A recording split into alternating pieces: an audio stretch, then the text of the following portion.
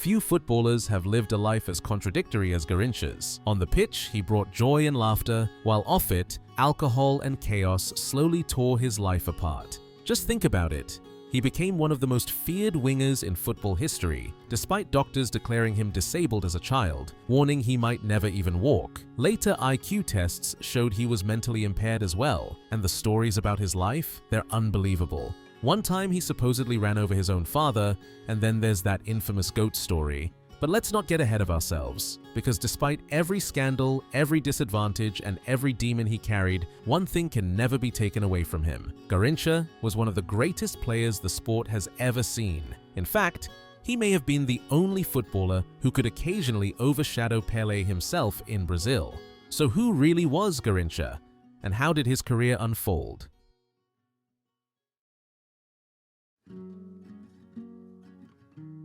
Manuel Francisco dos Santos, the man the world would come to know as Garrincha, was born on October 28, 1933, in Pau Grande, a small workers' village near Rio de Janeiro.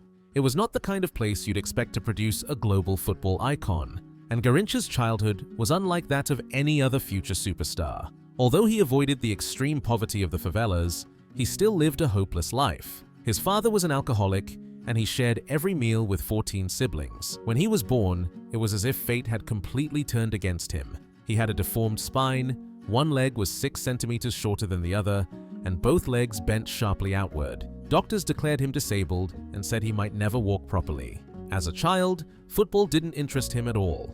Instead, he chased and caught birds, which earned him his nickname Garrincha, meaning little bird. But by his teenage years, his life began spiraling downward. He barely spoke. Many believed he couldn't speak at all.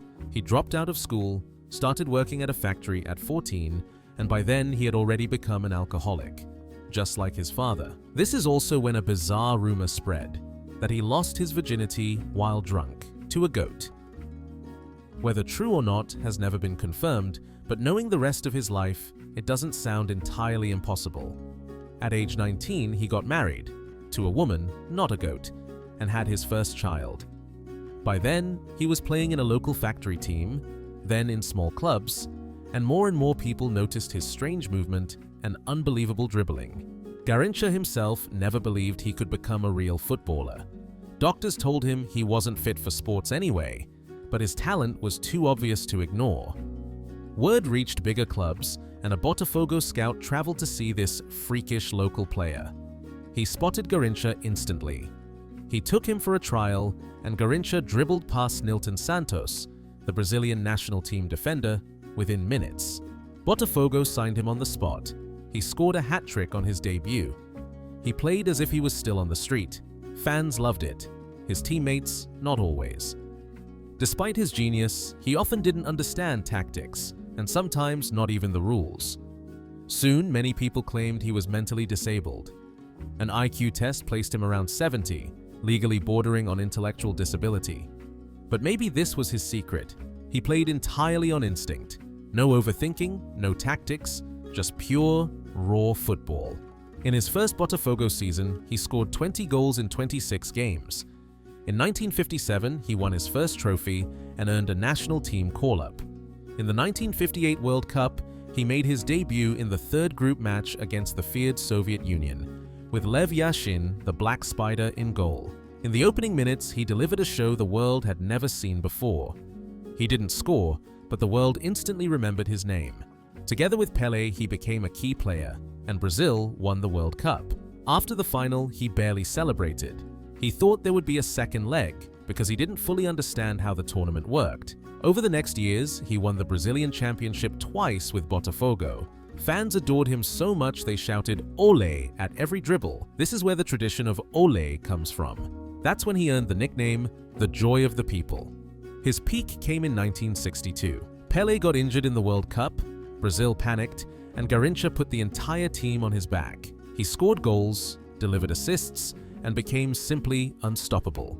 2 goals in the semi-final, then in the final, feverish and pumped full of medicine, he led Brazil to victory. He became world champion, top scorer, and the tournament's best player all at once. After that, Every major European club wanted to sign him. Juventus, AC Milan, and Inter even tried to make a joint deal so he could rotate between all three clubs.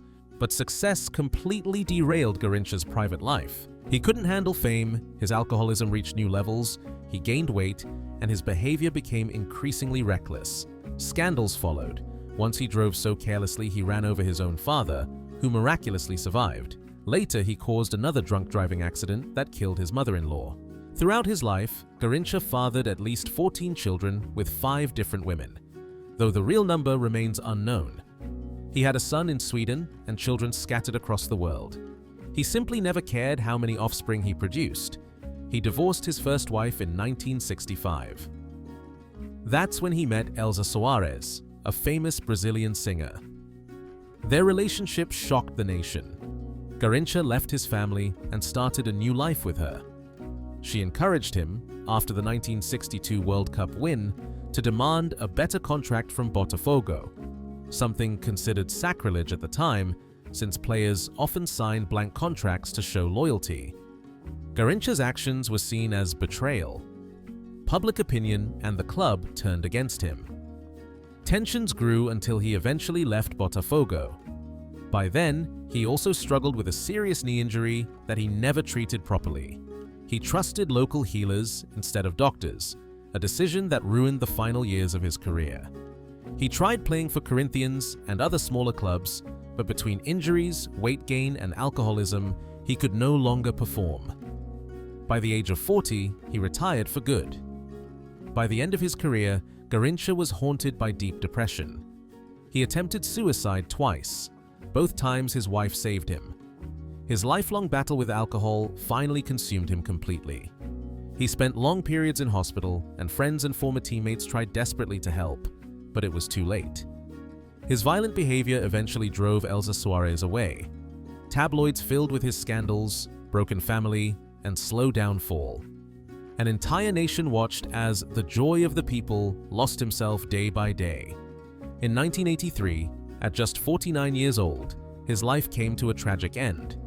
That year, he was hospitalized 8 times. He ultimately fell into an alcoholic coma and never woke up. Hundreds of thousands gathered at his funeral to say goodbye. And perhaps this moment shows the true duality of Garrincha. On the pitch, he brought euphoria. Off it, he battled dark demons he could never escape. He couldn't break free from the life he was born into, and it destroyed him. Yet despite everything, one thing is undeniable. Garrincha carved his name into football history forever. He was the man who carried Brazil to the 1962 World Cup trophy almost single-handedly. And for that, the nation loved him unconditionally, no matter what came after.